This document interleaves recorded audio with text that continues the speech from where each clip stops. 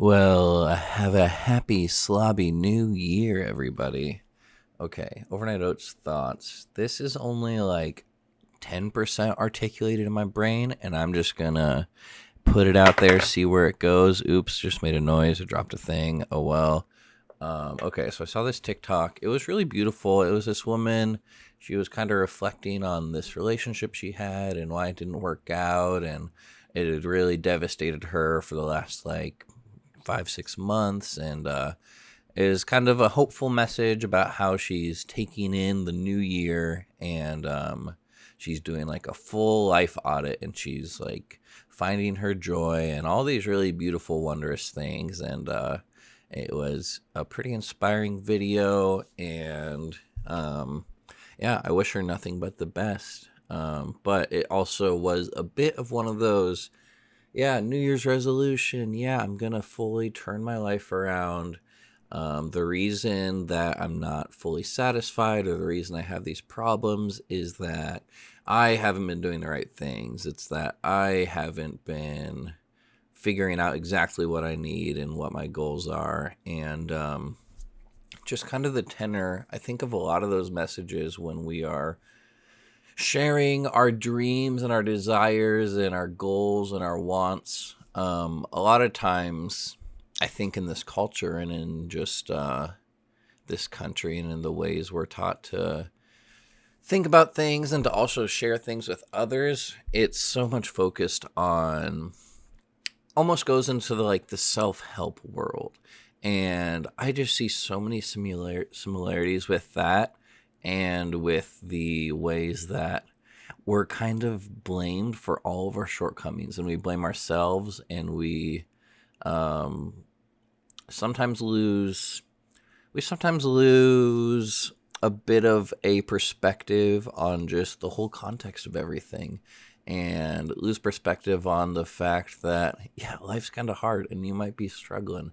And even if you come up with all your goals and you fully realize them, there might still be an emptiness. I feel like every single movie in the world is about kind of that hubris of, okay, that might be a bit of an over-exaggeration, but the hubris of, this is what I need for my life, and then you get it and you still don't feel fully fulfilled. I mean, just look at celebrity, famous people with high achievements. They got pretty good lives a lot of the times. They got a lot of money, but there's so many stories and so many examples of people who have this emptiness inside of them, and it leads to a lot of tragic things. And yeah, so this is not to impugn this woman at all. I think it's amazing what she's doing. But the slobcore in me, would it surprise you to learn I have 0 New Year's resolutions? I got things I'm going to keep trying to do, but I always have lots of stuff in my brain that I want to do and that are goals. But I also have really learned, especially over the last year and a half, and especially a slobcore is a big part of that, that when I follow just my energy and when I follow just the flow of things, and I allow myself to accept serendipity, and I allow myself to feel bad when I feel bad, and not to shame myself for that. But I'm not always out here looking for the magic solution, for the one thing I need to change in my life to make it better.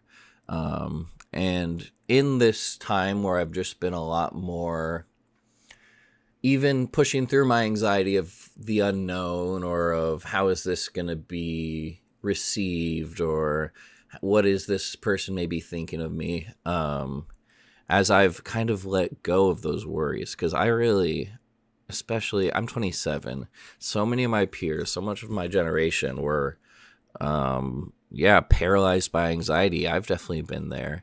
And so much of it, I don't think it's any surprise. Like, I started school right when No Child Left Behind went down, and it just standardized testing and even more focus on, you got to achieve, you got to do this. And thinking back to those times, oh, wow, I'm really getting off base. But thinking back to those times, so many of even my teachers, it would be like, oh yeah, we can't teach you about this thing that I really like to teach because we need to make sure to get in all of the right knowledge for the standardized tests because we need to make sure our school is doing okay. And then it's tied to funding. And then, oh, what do you know? The underserved, underprivileged schools are getting like hammered and people getting fired. And there's like all this fraud to keep up test scores because it's this arbitrary thing. And anyway, there's a lot wrong with the American education system, mainly that we don't focus enough care and support for children in this country. And yeah, just seeing schooling as a way to gain employment in an economy that the contradictions are expanding and there's so much more than just meritocracy. I mean, we have what, 500,000 like frat dude VPs in this country that just got jobs through connections and social status and fitting in with the in crowd at their work. Like, this is not a meritocratic country. I don't think people even really think that it is, but that's kind of one of the myths that supports itself and supports the drive of like the last 20 years we've seen of everyone needs to go to college. And clearly we have a lot of overeducated, underemployed people. And that's not to say I don't think overeducation is possible. I think education is a holistic thing, and we need to really focus on a lot more. Like, I was a STEM major, but I think if I was picking a college major just based on my interests, maybe I would have done history or English. But I was kind of good at chemistry, and I just stuck with it, and I'm glad I have a chemistry job right now. But you kind of see the whole thing about there's a whole lot of STEM majors who didn't spend a lick of time thinking about humanities, didn't think about ethics or philosophy or any of that stuff. And then you get things like Neuralink, Elon Musk's thing, which has been just like killing monkeys, and he says it's going to go into human brains, but that's mainly because he has to keep up all of these fronts and charades, because he's a carnival barker. Oh my gosh, this is going all over the place. But my people, if you have listened 7.5 minutes into my incoherent ramblings, my final message to you is just if you're feeling that New Year's, oh, I got to really turn my life around. I need to do all these things for myself. I need to put in more effort into myself. And it's just that I've been putting the effort in wrong.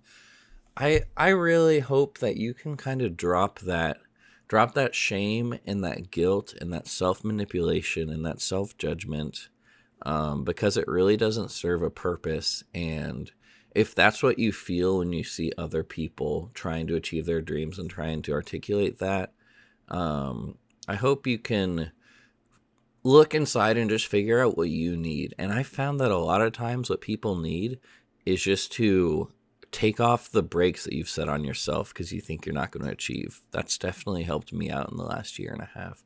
So with this long ass message, I just say, yeah, keep on keeping on. It's kind of a hard, difficult world, and there's a lot of things to process, but you're doing great, and your friend Bryn is cheering for you.